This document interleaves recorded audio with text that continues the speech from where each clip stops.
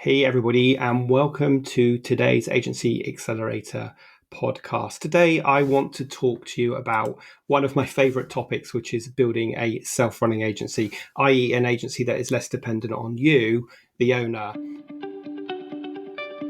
Accelerate your agency's profitable growth with tools, tips, and value-added interviews with your host, agency owner and coach, Rob DaCosta.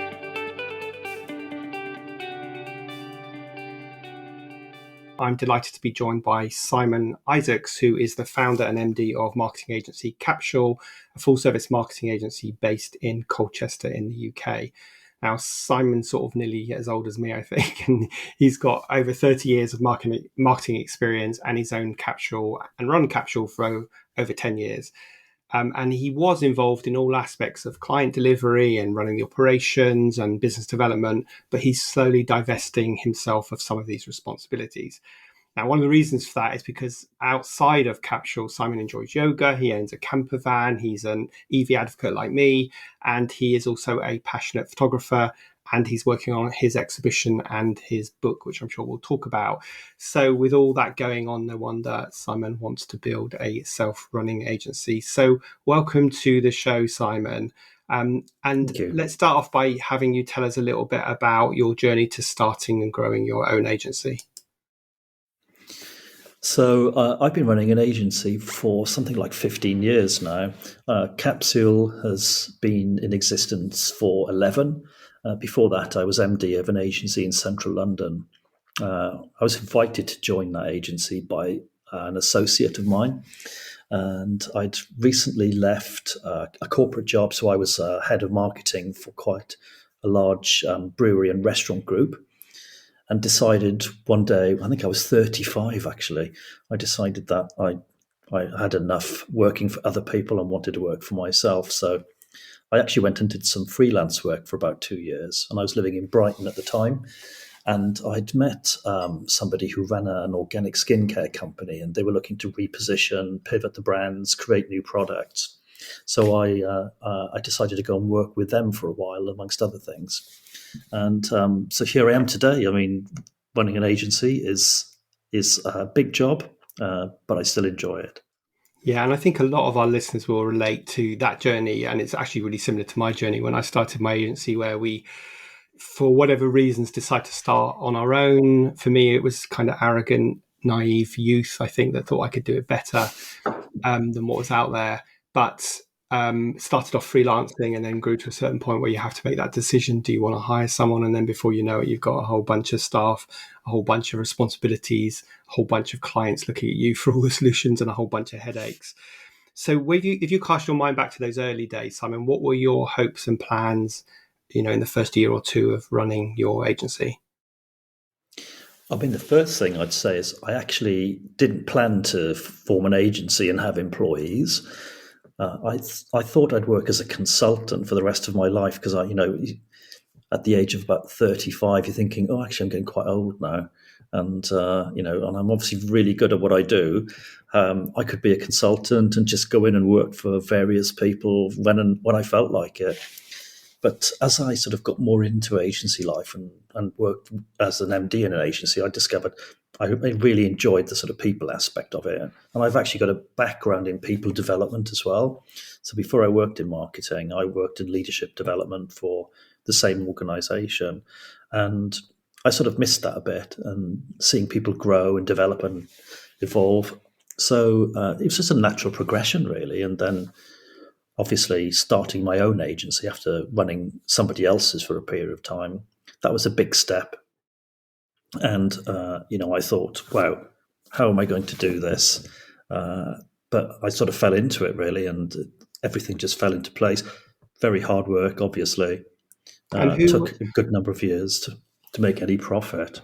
Yeah, of course. I think people will relate to that. And what roles were the first roles that you hired for when you started? When you decided that you weren't going to be a consultant, but you're going to grow the agency? What were the first people you hired? Well, originally I worked with 3 other partners in the business, and we were predominantly web development agency. So we had our own CMS platform, which was built from scratch. we had we had a creative director who was a graphic designer, web developer, another guy who was sort of focused on print. So I was the guy that came in to bring the sort of qualified marketing experience, I suppose. But hires, in terms of, well, at that time, I think digital marketing was just sort of coming to the fore. We were still having conversations with clients and prospects who didn't feel like they needed a website back then. Imagine having that conversation with someone today. It wouldn't happen. So we were starting to employ digital marketers because we could see the growth opportunity within that part of business, really. Yeah, when I tell people that when I ran my agency, there was no web, there was no internet. We printed our press releases on many sheets of paper and ran them through the franking machine. And then people say, "What's a franking machine?" And then I realized that I'm old and grey. So the world has changed a lot. And it's funny now, I think, when you talk about marketing to people, sometimes you have to say, no, I'm not just talking about digital marketing. I'm talking about kind of the more bricks and mortar traditional marketing like PR and graphic design and web design and all that stuff as well. So fast forward, 10 or 15 years and you're here where you are now, and you and I have been working together. I mean, in full disclosure, Simon's one of my clients. You and I have been working together for the last couple of years. Why did you decide you wanted to start removing yourself from the day-to-day and following through with this concept of building a self-running agency? Well, I suppose the big one is age. You get to a point in your life where you think, oh, okay, I think I'd like to see some changes. I think the pandemic had a big impact on that as well. But I'm quite entrepreneurial as a person, and I don't like to do just one thing. And I'm not a completer finisher. Definitely, I'm one of these people that loves coming up with an idea, loves winning a client, handing it over to somebody else. All of these things. But actually, I think as I've got older, I realise that there's this whole team of people that I've employed in the background who are so capable and actually quite excited about what they're doing as well. I want to give them an opportunity to shine and to actually run a business as well. So I suppose I feel like a bit of a philanthropist as well. I've created something and worked very hard to create it as well. And, what's the legacy of that going to be? And I think, the legacy of any good business is definitely the people that are running it and the people that are working in it. Yeah, for sure. I mean, I always say the thing I'm most proud about the 11 years of running my agency was what those people have gone on to do with their careers. And, that's something I'm very proud of. Mm. I think it's also worth stating that you have some fairly significant interests outside of work. And so the idea of building a self-running agency that isn't dependent on you 5 days a week enables you to pursue those other interests. Is that fair to say? Definitely. And I think, the biggest part of my life outside of Capsule at the moment is definitely my visual artwork. And I'm a visual artist that's been exhibiting since 2012. So I've had exhibitions across Europe, in the US, and it's sort of extended beyond photography as well now. And I have an exhibition launching at the end of April this year. I have over 50 pieces of artwork in it, some of them on reclaimed aircraft panels and wings, printed directly to that as well. And it's going to be in a gallery in London across 3 floors. So you can imagine, and the work that goes into doing that. Any of the people listening who have had to organise events will know exactly what that looks like. And I'm also publishing a book as well. So, that really is, suppose it's, again, coming back to my entrepreneurial spirit, it's something I'm hugely passionate about. And I think a I've lot been of people working on it for 4 years. Yeah, no, I mean, and if people are watching this on YouTube, you can see the background of Simon, which is in his art studio, not in his office. But I think a lot of people relate to what you said about, being an entrepreneur in terms of being an ideas person and good at closing the deal, but not necessarily a good detail person, not a great completer finisher. I'm definitely like that as well. And I mean, and having a significant interest like you have with your art means that you either are burning the candle at both ends, or you start putting the systems and structures in place to build a business that is less dependent on you. So talk us through some of the key steps that you've taken so far to be able to not work 5 days a week in the agency. I think the biggest step change is actually having a team of people that you can really trust, and actually somebody who you know is a good number two for you. A person that can you know that if you want to take time off, you know things will just happen. And I suppose that's the biggest thing, is getting those people in place. And then as part of that is actually creating a defined structure for the business as well. That's not going to be dependent on you. So, you don't have to be the person that signs everything off. And I think that is something that's really difficult for a lot of business owners, particularly in our world as well, because you end up becoming this figurehead that the clients want to speak to. And really, if you've got the right people in place, and the people that you trust, people the clients trust, then you don't have to be that go-to person, because it becomes quite tiring in time. Yeah. And I think that's essentially it's about having the right people in place and having the right systems and processes in place as well to deliver it. So I think absolutely. And I think one of the challenges a lot of people have is that as they grow their agency, in the sort of first 3 to 5 years, they hire the people that they can afford, which is often not a strong number two. And what happens is that there becomes a big gap between the agency owner and the rest of the agency. And of course, that means that the client wants the agency lead on their account. And, the agency owner can't always delegate because things don't get done well enough. So what you've really focused on, I think, is filling that gap through either promoting internal people or bringing in external people that are really strong in operations and in running teams and all that kind of stuff. Is that fair to say?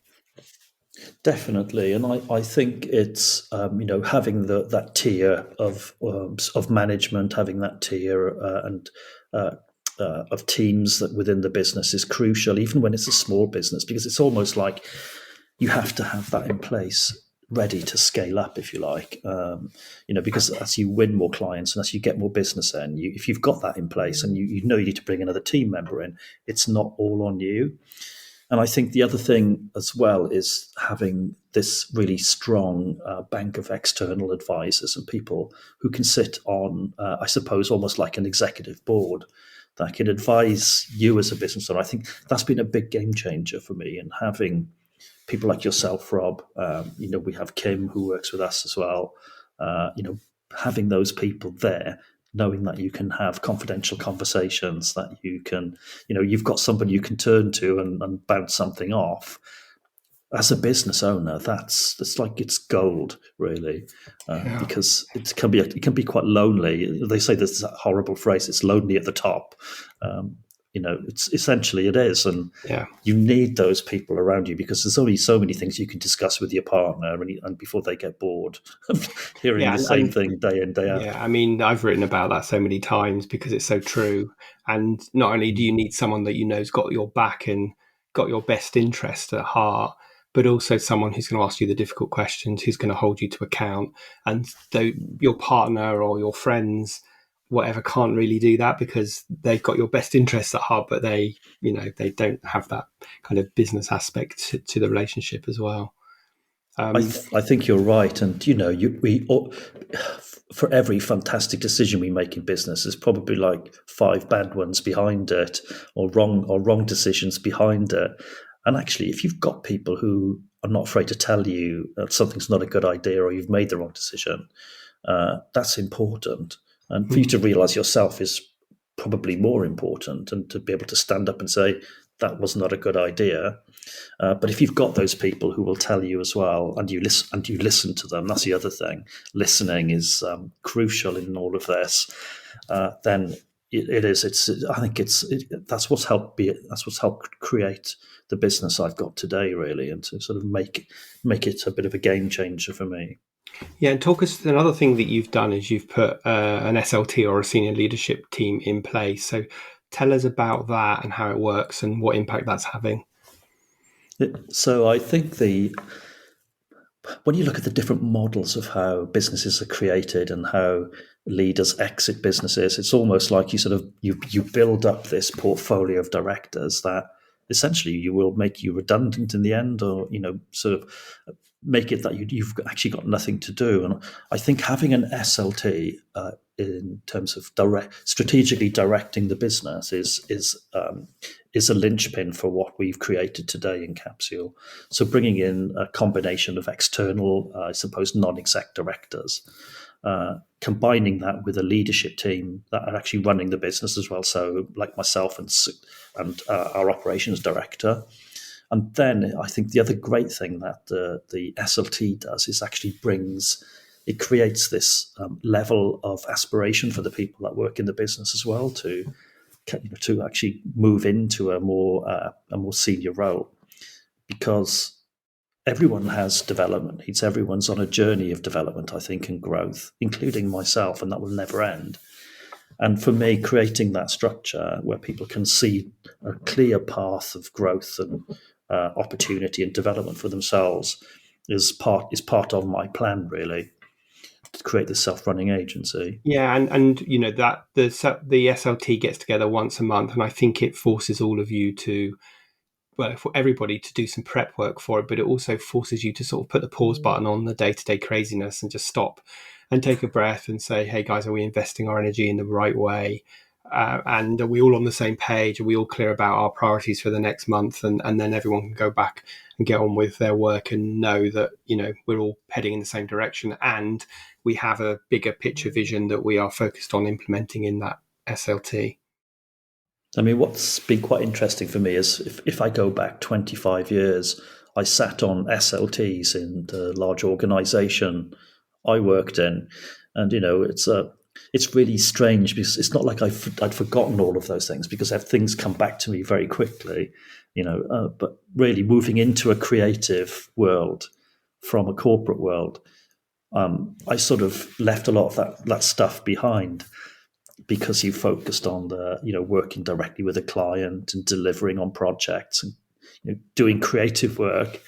And to sort of go back to this whole building these systems and building this structure is not alien to me. But and for me, it's definitely something that has made the business what it is today and allowed me to do what I want to do. Yeah, it's interesting that some people feel like those two things are oil and water. Like creative work is stifled by systems, and of course that's not true at all. In fact, if you put the right structures and systems in place, they aid creative work. They don't get in the way of it. But of course, if you put the wrong ones in place, then they do become bureaucratic and they are oil and water. So tell us a bit about your future plans. Like, where are you in this journey, and where do you want to be by whatever the end game looks like? I'm not, just over the next year or so. So obviously continue to grow the SLT. So I have a plan in terms of the people that are working in the business. I very much see my role as aiding their development, to allow me to sort of have this freedom to go away and focus on my career as a visual artist. But for that to happen, I'm there to support them now over the next 12 months. All the senior people in the business have access to an external mentor, so that they can have conversations, and the mentors are there and they're handpicked based on the development needs of each of those people. So I suppose in a year's time, that I want to be more focused on my art. The business will continue to run itself. I mean, the things that have changed just in the last year, really, I used to have a to-do list of about 30 or 40 items I'd work on each day. That's like 5 or 6 items now. And encouraging people to be more pragmatic, more autonomous in terms of what they're doing has been probably one of the biggest challenges for us. But once people know that you trust them, and you trust them to make mistakes as well as get things right, they do flourish and they fly. So I suppose my focus is about keeping the development and growth of these people to create the agency of the future, really. Yeah, I think as an entrepreneur, it can be an anathema to us to let go and relinquish control and actually believe that other people can do things as well or better than us, because of course we all think we're, I think a lot of entrepreneurs are very controlling and they're very alpha type characters, so they believe they're right. And so we have to learn to change that behavior, because I always say what got you to where you got in the first few years becomes the thing that gets in your way to growth further down the line. So what advice would you have for an agency owner who might be listening to this? They might have 3 or 4 staff. They may be listening to this and thinking, God, what Simon's done is amazing. I wish I could get there. What advice would you have to them if they're today completely entrenched in their client work still and the operations? What advice would you give them? I think the big piece of advice is trust your people, and I suppose it's have high expectations of them. The things that people can achieve when you give them free rein just is incredible. And I think one of the biggest issues for business owners, particularly smaller business owners, is putting your trust in your team and thinking that they can't get it right, or I'll always get it right. That's what I would do, and invest in them, invest in their development, invest in your trust of them, and then you will see things change. That's exactly how I've done it. Yeah, let me just be awkward and devil's advocate for a moment and say someone again might be listening to this and going, well, Simon, I actually did that and they proved me right that I shouldn't delegate because they screwed it up and I had to jump in and rescue the situation. I mean, we've probably all been there in that situation. So if someone, again, is that small agency, they've tried to delegate, but they've had to kind of launch themselves back into rescue a situation, what would you say to them? Well, again, it's trusting them to resolve things that aren't right. I think a lot of business owners, and I've worked with them as well, and business people feel like they need to. Some people set people up to fail, and so they can ride in on their white charger and put things right. It's never a great way to lead, and I think that sit down with people and say, okay, this hasn't gone to plan. How are we going to resolve it next time? They'll have the answers. If somebody's made a mistake, if somebody has not got something right, they'll know why they got it wrong, and they'll know what they're not going to do next time. So Yeah. it's giving those people space to get it wrong, because it will happen, and actually knowing that that's going to happen as well, and then getting them to resolve it. Yeah. And I think my advice would be hire the best people you can absolutely afford, because you can't trust someone to do something if they don't have the skills to do it. You've got to, like you said earlier, you've got to upskill them and give them training. So I would say hire the Mm. best you can afford, and then don't I think, tolerate yeah. don't tolerate Mm. poor performance for too long. Do something about it. So if you've genuinely got the wrong person in your business, then do something about it. But I think your advice on letting people make mistakes within a sort of controlled environment and learning and let people do it their way is also, good advice that too many people don't follow. I think that's right, Rob. And business owners generally are there. They're in that position because they've generally got good instincts, and they get things, and they can see opportunities. Think about people like that as well, and when a person is good, and when the person is right for your business. Of course, we all make mistakes on that one, but ultimately, surround yourself with the best people you can. Surround yourself with people who are more skilled than you, and surround yourself with people who are cleverer than you, and all the things that you can't do. Then that's how businesses flourish, I think. And I've seen business people over the years not hiring people because they might have a bigger skill set than them, and they don't want to feel threatened. But I've never thought like that. The people have to be people that have skills that I don't have, and in many ways are better at some things than me. So Yeah, I think one of the mistakes people make is they often recruit in their like. So they recruit people they feel comfortable with, but sometimes we need to recruit people that we are challenged by, and like you say, no more than us, and maybe pushing the boundaries a bit, which we find uncomfortable. But that's how you grow and that's how you move forward. So I think that's all really, really good advice. My last question before we wrap today's episode up is: If you could go back in time and give younger Simon just starting out in business a piece of advice, what would it be? Gosh, I think have no limits really for what you want to achieve. Uh, Lots of people they're failed by the education system. They give up, and for me, that doesn't mean anything because some of the best people I employ have been in that position. I have myself, and whatever I've wanted to do, I've always gone and worked really hard to get it, and nothing has stopped me doing that. And I've always got what I wanted, but I've always pivoted, and my career has been quite zigzag. I've moved across different things, try things, don't be afraid to do them, but always go after the goal, and don't make it money. Make it happiness, and something that you're really passionate about, and the money will follow.